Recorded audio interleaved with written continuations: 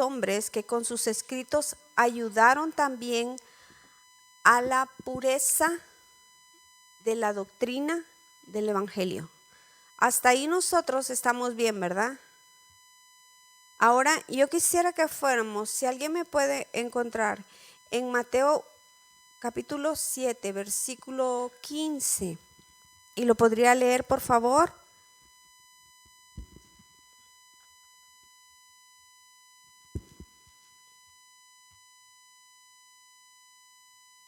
¿Lo tiene?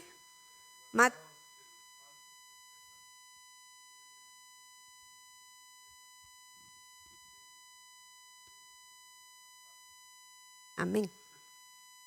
Fíjese qué es lo que está diciendo ahí. ¿Quién dijo eso? ¿Quién lo dijo? ¿Se despertó? ¿Quién lo dijo? Señor Jesucristo. Vea, nos dio esta advertencia. Fíjese, ¿por qué? Porque fíjese que después de esto iban a venir complicaciones, cosas que se iban a introducir dentro de la iglesia y bien fuertemente.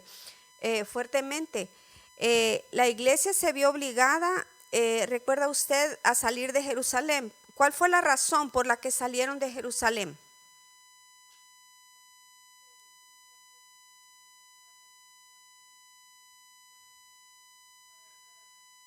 Ok, pero la verdadera razón, ¿cuál fue la razón por salir de Jerusalén? Porque ese fue el mandamiento, pero no lo hicieron inmediatamente.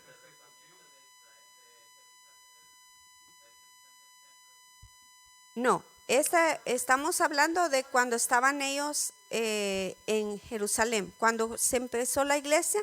Recuerda que la semana pasada hablamos de eso, debido a, ¿cómo? Divisiones. Exactamente, fue la persecución la que los sacó de Jerusalén. Entonces, debido a eso, ellos fueron a predicar a otros lados, porque el mandamiento era ese, pero ellos se habían concentrado en Jerusalén. ¿Verdad que el Señor les dijo, y me seréis testigos, dijo? ¿Verdad? En Jerusalén, en Judea, en Samaria y en los confines de la tierra. Amén. Ese fue el mandamiento, pero ellos se concentraron ahí. No sabemos exactamente cuánto tiempo, pero de repente comienza la persecución y es necesario salir de Jerusalén. Acuérdese que la iglesia más cercana estaba en Antioquía de Siria, ¿verdad? Entonces ellos se concentraron ahí, era una iglesia muy fuerte.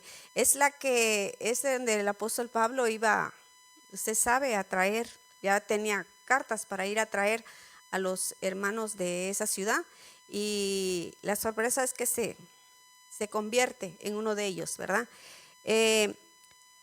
Recuerde que la iglesia es odiada, hermanos, desde el principio. Desde el principio es algo que no puede combinar, no enlaza con ninguna otra religión. Y no es porque nosotros seamos malos, le expliqué la semana pasada, sino porque nuestra creencia, el que no se basa en lo que es la escritura, solo escritura, no puede enlazar con nuestra creencia. Con eso le quiero decir, no que se vaya a pelear con alguien porque no cree lo mismo de usted. Respetamos, pero no nos podemos unir. ¿Sí me entiende eso, verdad?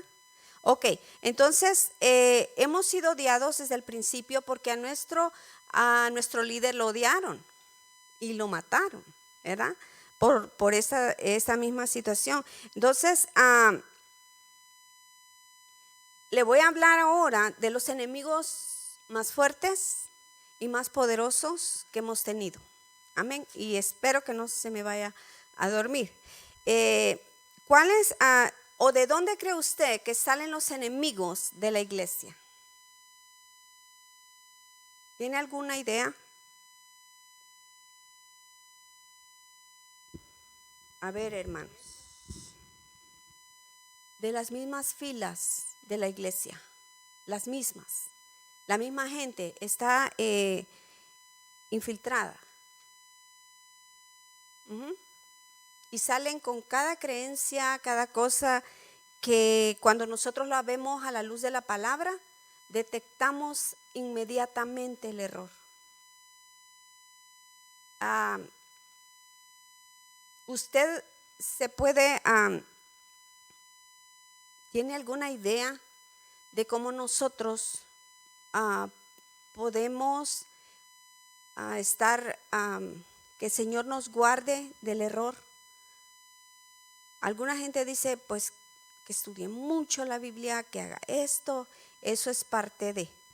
Pero usted, cómo cree usted que Dios nos puede librar de confundirnos y de caer en un error? Porque lo tremendo es que oímos cosas y rápidamente nuestro oído se inclina a ciertas cosas. Entonces, ¿usted cómo cree que puede combatir eso? A ver, esa es una parte.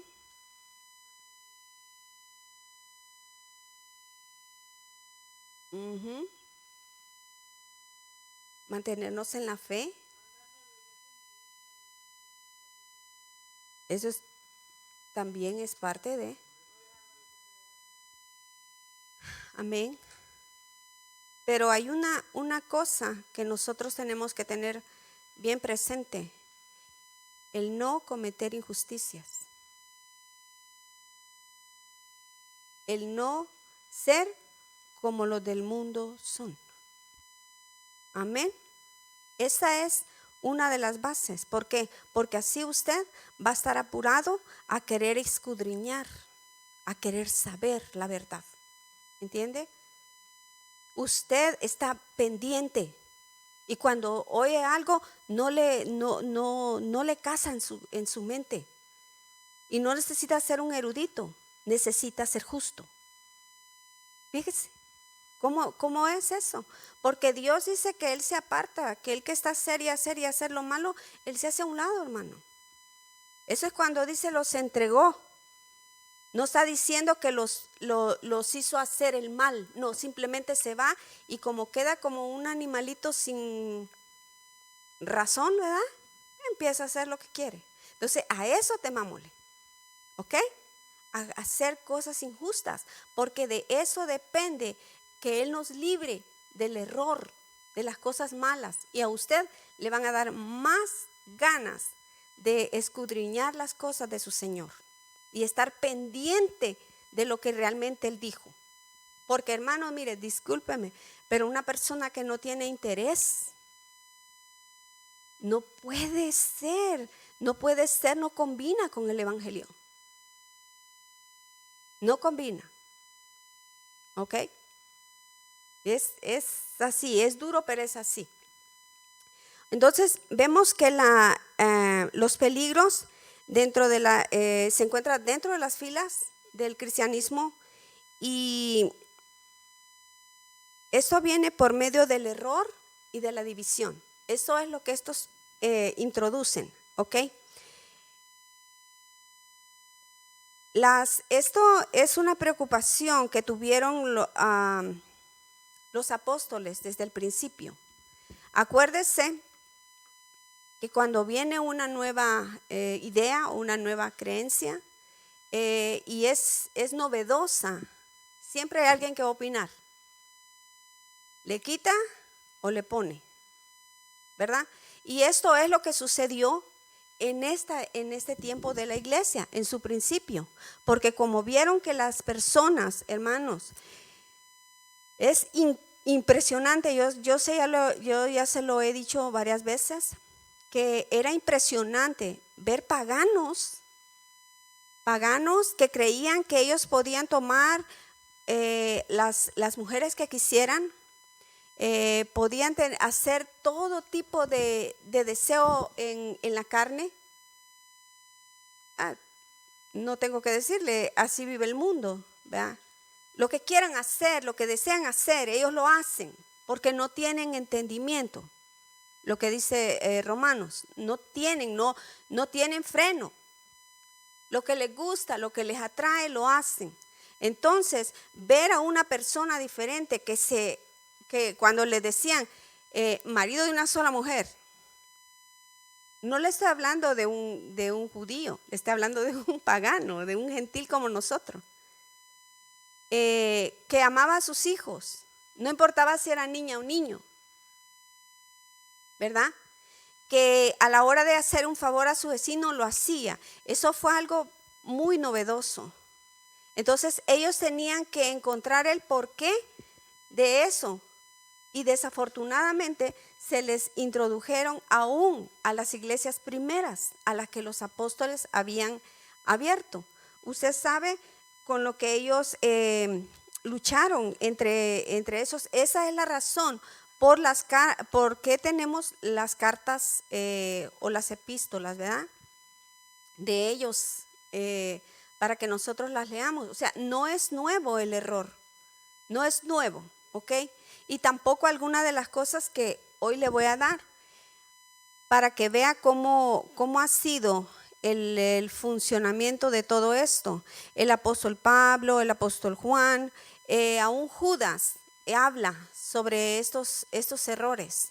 Si usted puede leer la epístola de Judas, hermano, es muy interesante, muy importante, porque ahí le da parámetros de siervos de Dios y de los que no son. Amén. Igualmente la segunda epístola del apóstol Pedro. ¿Sabe por qué escribió Pedro la segunda epístola? ¿Alguno tiene alguna idea sobre eso?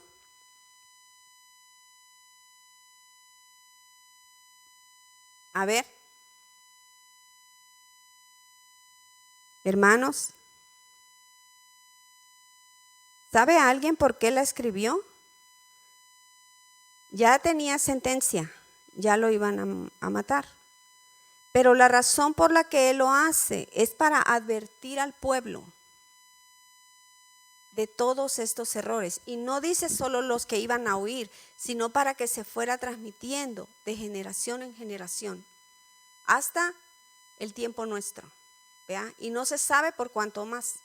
Entonces, ellos alertaban sobre el engaño y lo intensificado que se iba a hacer en los postreros días. Porque si usted no sabe, ahorita como que hubieran prendido más el fuego en eso. Está más fuerte. Porque tuvimos aproximadamente 1200 años de oscurantismo. Y eso ya es bastante. Con una semana que le pasen diciendo a uno una mentira, la tercera semana ya empieza a dudar. Imagínense 1200 años. Entonces ellos alertaron sobre eso. Entonces los errores en el siglo tercero, hermano, porque estamos viendo, recuerde que en el siglo segundo vimos las cartas, todo lo que los padres todavía, digamos que lo de los apóstoles está un poquito más fresco. En esto, en el siglo tercero fue diferente, ¿verdad? Y déjeme decirle que tomaron no solo las cartas de ellos para trastocar la verdad, sino la misma escritura.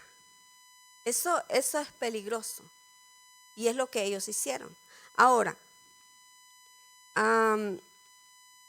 las dos corrientes fuertes que hubieron en este tiempo fue el judaísmo y el gnosticismo. El gnosticismo alcanza su apogeo en este siglo tercero. No es de que empezó en el siglo tercero, sino que como que afloró más. Y vamos a ver por qué. Fíjese que esto dice que viene de muy atrás y algunas de sus enseñanzas ya habían intentado penetrar en la iglesia con los apóstoles. Por eso cuando usted lee, porque no va a oír, va a leer Colosenses, usted se va a dar cuenta el énfasis que el apóstol Pablo hace en que Jesucristo es divino, es eterno, ¿verdad? Y también el énfasis con el que empieza el Evangelio de Juan. No es porque sí. Usted se acuerda cómo empieza, ¿verdad? A ver. ¿Cómo empieza el Evangelio de Juan? Me lo dice después porque ahorita está como que estuviéramos en otra iglesia. Y el verbo, fíjese, eso es como que se echa para atrás, ¿verdad? A cualquiera que viene con otra enseñanza. Porque ahí está poniendo un fundamento único, fuerte. Y contra eso, contra esa montaña, van a dar todas las religiones que nosotros conocemos. Porque solamente Él es el que estuvo antes, que vino aquí a morir y está a la diestra del Padre, ¿verdad? Y va a volver. Amén. Entonces, fíjese que el gnosticismo fue uno de los desafíos más grandes que tuvo que enfrentar la iglesia en los 2 primeros siglos, que se puede decir que es una religión sincretista. Acuérdese que el sincretismo es mezcla. Aquí cabe todo, hermano.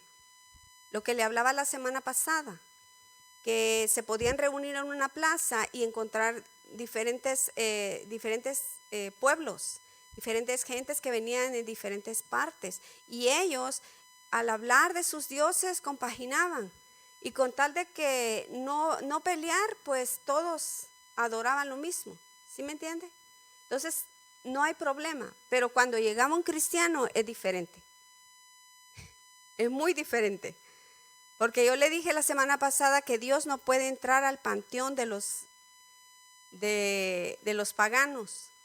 El panteón era el templo que habían hecho ellos para todos los dioses, no de Roma, del mundo. ¿Ok? Pero el nuestro no cabe en templos humanos. Acuérdese, no puede. No se puede definitivamente. ¿Y qué la tierra que es? Es donde Él apenas pone los pies, hermano. Entonces, imagínense combatir eso con ellos, ¿verdad? Entonces, el sincretismo es eso, es una mezcla. No importa lo que sea, ellos combinan todo, ¿verdad? Entonces, estaba compuesta de elementos provenientes de las religiones orientales, de las religiones de misterio, ¿ok? De la filosofía griega, y le daban un poquito de cristianismo, poquitito, cuando el Señor Jesucristo ya había hecho el sacrificio. Entonces ellos decían, no, pero sí también lo involucramos, pero a manera de ellos. Y muchos escritos, por eso es que no fueron tomados en cuenta, porque se ve inmediatamente el error. Entonces, el gnosticismo en ninguna manera fue homogéneo, ¿ok? Tiene variedad de matices doctrinales como de dirigentes. Eso, hermano, tiene muchos. Cuando decimos muchos es cantidad, ¿entiende? Mucha variedad. Y a toda creencia o idea la acomodan. Entonces, acuérdese que lo que le acabo de decir aquí, todavía no hay una religión concreta como la que nosotros conocemos, ¿ok? Estamos hablando del catolicismo romano. No estaba ahí, todavía no. Entonces, esto contribuye también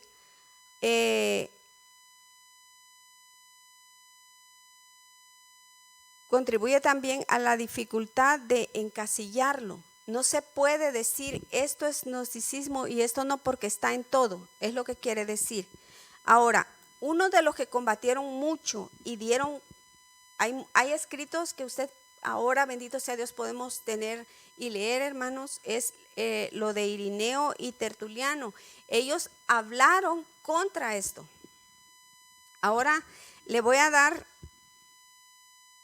hombres que se infiltraron en la iglesia. Y yo quisiera que fuéramos al único capítulo de Judas. A ver si lo encuentra primero que yo. Judas. Le voy a leer el capítulo, el versículo 4. Amén. ¿O lo tiene ahí? Judas 1:4. Porque algunos hombres han entrado encubiertamente, nota esta palabra, los que desde antes habían sido designados para esta condenación, hombres impíos que convierten en libertinaje la gracia de nuestro Dios y niegan a Dios, el único soberano, y nuestro Señor Jesucristo. Mire, esto, lo que dice él, vamos a verlo. Si usted es juicioso, va a notar ciertas cosas que aún nosotros desafortunadamente adoptamos. En primera, quiero decirle que son 3 cosas nada más que vamos a ver de este punto, porque 3 corrientes, porque es importante que vea usted que no solamente están en la iglesia, que ya sabemos, sino que están también dentro de nuestra iglesia. Y una de esas, sé que mi hermano Dani lo dio la otra vez, y esto tal vez le sirve también como para recordar un poco. Y uno de ellos, de los hombres que se infiltraron, fue Marción, fundador de uno de los movimientos más fuertes de la época. Se llamó o le llamaron el marcionismo, tiene su nombre. Mire lo que quiso hacer de la iglesia. Quiso hacer una iglesia alternativa. Ya estaba la iglesia de Jesucristo, ¿verdad? Ya estaba en función, pero él quiso hacer algo más, ¿verdad? Como estos no hacen lo que yo digo, entonces hago mi iglesia. Entonces eso es lo que, y hay muchas cosas que él enseñó, pero él quiso hacer algo como decir, uy, esto sí es lo verdadero. Ok, entonces hace una iglesia alternativa, puso dirigentes gnósticos, fundó también escuelas de enseñanza, siempre hablando de lo que él creía, y dotó y organizó sus movimientos de estructura jerárquica. ¿Sí me entiende eso, verdad? ¿Usted sabe que la iglesia no tiene jerarquía, o sí sabe, o cree que sí? ¿Le suena o no? ¿La iglesia tiene jerarquía, hermanos? No se duerma. ¿Tiene jerarquía la iglesia o no? ¿Sí tiene? ¿Tiene o no tiene? Él puso esto. Fíjese, él dijo que sí habían eslabones. Aquí sabemos que todos tenemos dones y los desarrollamos, pero a ninguno se le va a premiar más ni menos, ¿verdad? De la iglesia no hay jerarquía. Estamos hablando de la iglesia. Decir, ¿esa es la cabeza de la iglesia? De ninguna manera. Vea, le sigue, después de la cabeza sigue el cuello, y del cuello empiezan a ver todas las cosas importantes. Todo el cuerpo de Cristo es importante, todo el cuerpo de Cristo tiene una labor, ¿verdad? ¿Que sí? ¿Y la cabeza quién es? ¿Dónde está la jerarquía entonces? No hay. Y él sí la puso. Ahora, después podemos hablar con respecto a eso, hermanos. No sé si me estoy dando a entender, pero si tiene alguna pregunta, después me la puede hacer. Ahora, el movimiento todavía existió, este movimiento existió todavía un siglo después de su muerte. Mire qué fuerte fue. Un siglo más. Ahora, el siguiente movimiento es de montano, lo que se conoce como montanismo. Siempre viene del nombre del creador, ¿ok? También duró varios siglos. Según Montano, a ver si les suena, se había inaugurado la era del Espíritu Santo. ¿Cómo ve? ¿Con él se inauguró, hermanos? ¿Dónde se inauguró? ¿Verdad? Pero él decía que ahora se inauguró la era del Espíritu Santo. Entonces, como para él eso así era, puso primero, hermanos, le quiero decir como que se inaugura cada vez, cada poco, según al hombre que se le va a ir diciendo la verdad o la revelación, ¿entiende? Entonces, dice que el Paracleto hablaba solamente con él. Paracletos es el Espíritu Santo. La revelación continuaba por medio de sus dirigentes. Fíjese. Ahora este movimiento lo asemejan un poco con los pentecostales. ¿Por qué? Porque una se basa, y quiero que en esto me ponga atención porque yo no lo quiero confundir y no quiero quitarle la autoridad o la ¿cómo decirle? La realidad, la verdad de lo que el Espíritu Santo viene con nosotros, viene a hacer en el hombre o en nosotros. Ahora, fíjese que ellos creían en la experiencia con el Espíritu Santo, pero no creían, este era el énfasis, la experiencia con el Espíritu Santo. A ver si usted es juicioso y me dice algo sobre esto. Sobre los dones espirituales. La esperanza inminente del regreso de Jesucristo también. Entonces, ellos tenían énfasis precisamente en esto, pero ¿usted cree que el énfasis es ese? Como cristianos evangélicos, ¿quién se anima a decir en qué tenemos que estar nosotros enfatizados? Que nuestros ojos estén puestos en eso.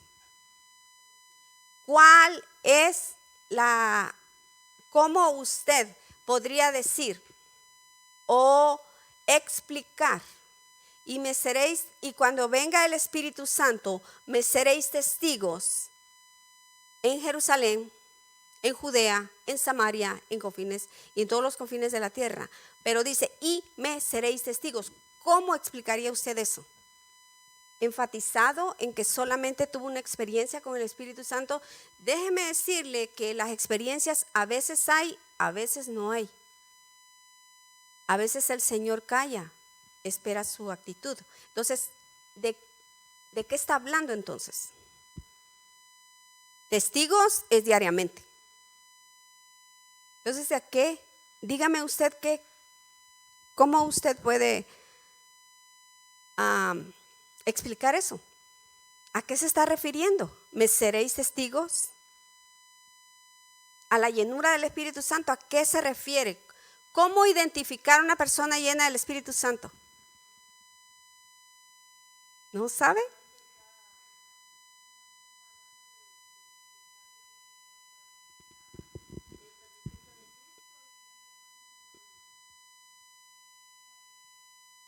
A ver. Ajá. Ok. Esa es la forma en que mostramos nosotros que somos testigos.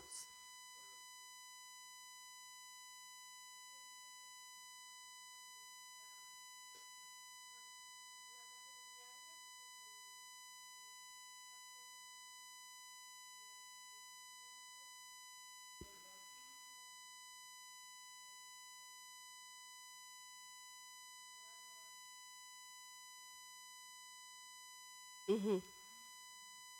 Ok. Frutos. Amén. A ver, hermano Josué, ¿qué iba a decir?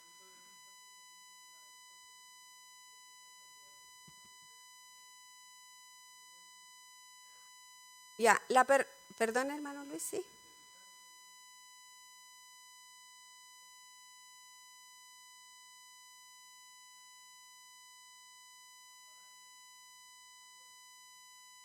Amén.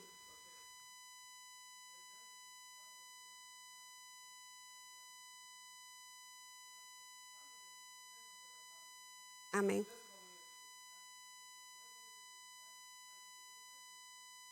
Ujú.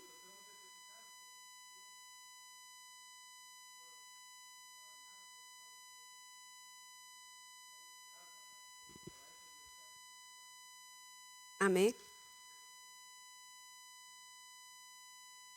En el bautismo. Ok.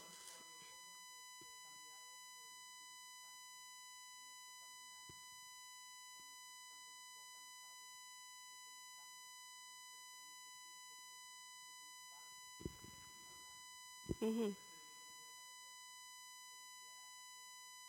Amén. Ahora yo le pregunto, para usted, quién es la persona que le debe interesar más que muestre que sí está llena del Espíritu Santo? ¿Su esposa? ¿Su esposo? ¿Verdad que sí? Entonces, cuando nosotros nos vemos a nosotros mismos, usted tiene que ver, hay 3 listas negras de lo que Dios aborrece. Sabía, ¿verdad? Apocalipsis, Primera de Corintios y Gálatas. Son 3 listas negras. Usted cuando lee eso, ¿encuentra algo de usted ahí? ¿Y qué hace?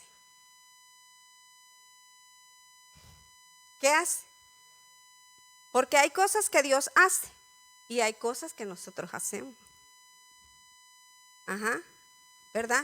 El fruto no se da, no lo pone la persona. Yo voy a sembrar un árbol y yo le voy a ir a poner los frutos. ¿Verdad que no? ¿Quién da el fruto? Entonces, ¿qué quiere decir eso? Que cuando yo veo esa lista negra, yo tengo que hacer algo por mí, porque la persona más importante para mí que tiene que cambiar soy yo. La que tiene que mostrar que de verdad sirve eso soy yo. ¿Verdad?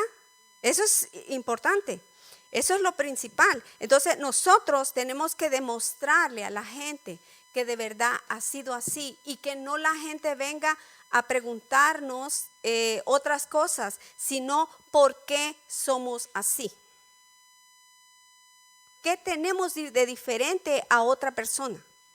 ¿Por qué nos portamos distinto?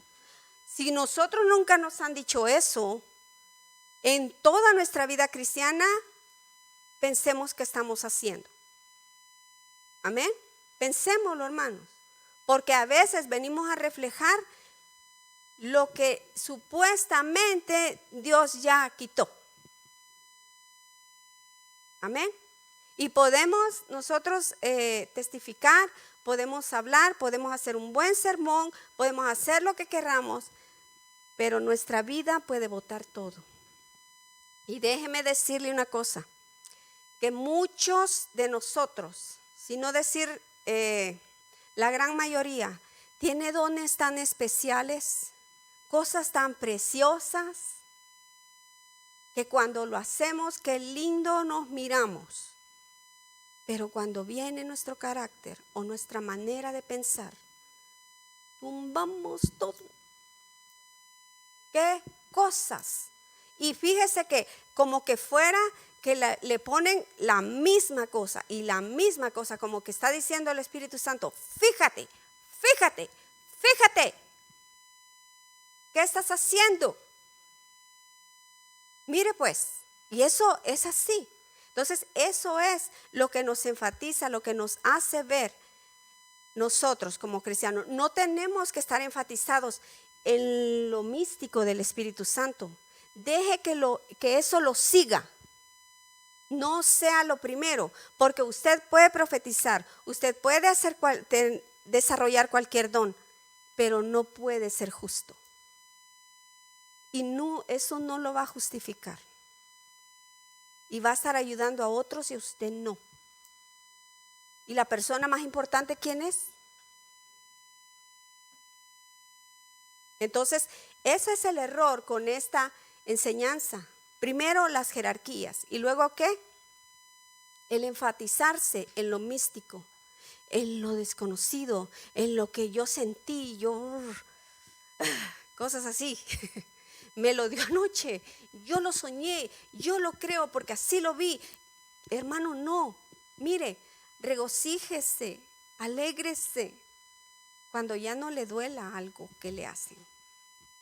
Porque mire lo que dice Juan, primera de Juan 1:8, dice, el que no ama no conoce a Dios porque Dios es amor. Enójese con eso, pida audiencia, diga lo que diga, ya está. ¿Ok? El que no ama, no mentiritas, no diga, no conoce a Dios. ¿Ok? ¿Por qué? Porque Dios es amor. Y si le sigue leyendo a esta parte de primera de Juan, usted se va a dar cuenta muchas cosas que no son cristianas. Y se va a sorprender porque pues a veces uno las hace, ¿verdad? Entonces, mire, otra de las cosas que aparecían aquí era otra corriente, y con esto quiero terminar, con el montanismo, que en sus comienzos no consistía en la vida en común, fíjese. Para ellos no era de estar relacionados, sino que, no sé si usted ha oído esta palabra, anacoretas. ¿Usted ha escuchado eso? Fíjese que es una persona que viven solas. Y ahí le va a sonar un poco de lo que hacen en la iglesia. Anacoretas. Dice que tuvo un origen en Egipto. Y uno de los que comenzó esto ya dentro, ¿verdad?, del cristianismo o dentro de la era cristiana, fue Antonio, fue uno de los primeros. Y yo he oído un santo que hablan o mencionan mucho a este santo. Pero entonces, ¿qué hacía este hombre? Dice que se aisló, se fue él solo a vivir el evangelio. Y por cierto, el evangelio no se vive solo, porque aquí es donde nos dan, nos limpiamos y seguimos juntos, ¿verdad? Porque así no se vale, eso es hacer trampa. ¿Quién no va a estar bien solito, verdad? ¿Con quién pelea? Bueno, sus batallas contra los demonios y tentaciones. También otros anacoretas se llamaban estilitas, no estilistas, estilitas, ¿ok? Cuya particularidad residía en subirse en una columna. Dice que ahí sentados, pasarse años y años soportando las inclemencias del tiempo, y hacían largos periodos de ayuno. ¿El ayuno es malo? No, ¿verdad? Claro que no. Nuestro Señor lo hizo, y por eso es que muchos dicen, no, pues yo no, por eso yo no ayuno, porque mire cómo acaban eso. No, hermanos, sí tenemos que hacerlo, pero no de esa manera. ¿Me entiende? Entonces, esas personas se aislaban, siempre querían estar fuera de todo el grupo. ¿Y qué fue lo que dijo el apóstol Pablo con respecto a las comunidades cristianas? Que teníamos que estar juntos, que teníamos que soportarnos. Mira esa palabrita, tenemos que soportarnos. Así es, pero tenemos que convivir. Es en la convivencia que nosotros vamos a dejar también muchas de las cosas. Y el que se aísla, discúlpeme, el que se aísla, así no es. Así no se vale y hace trampa. ¿Ok? ¿Por qué? Porque el frente está aquí. El frente de batalla. Y no le voy a decir que su hermano es el enemigo. No. Pero aquí nos pulimos. ¿ok? Y el que no se ha pulido durante los años, yo creo que lo van a seguir con el mismo tratamiento, ¿ok? Entonces, mire, eso fue lo que provocó, mis hermanos, que empezaran a pensar en el canon. Esto fue en el año 300, ¿ok? En el tercer siglo fue que empezaron ellos a pensar en el canon. Ahora, vamos a terminar aquí porque es importante que empecemos a ver los caminos que se tomaron para llegar a la escritura que usted tiene ahora, ¿ok? Porque es muy importante. Las razones que hubieron para esto, para que nosotros hubiéramos esta escritura, fueron esas herejías, fueron esas cosas infiltradas. Y yo le quiero decir algo en este momento. No se sabe cómo uno reacciona, no solamente para ser dirigente de una herejía, sino para aceptarla o seguirla. Pero vuelvo y repito, ¿cuál es tal vez el escudo que tenemos para que eso no venga? ¿Cuál es esa coraza que dijo Pablo? A ver. No. De justicia. Ahí no penetra nada. Amén. ¿Entendió? Amén. Ok, vamos a empezar con nuestra alabanza.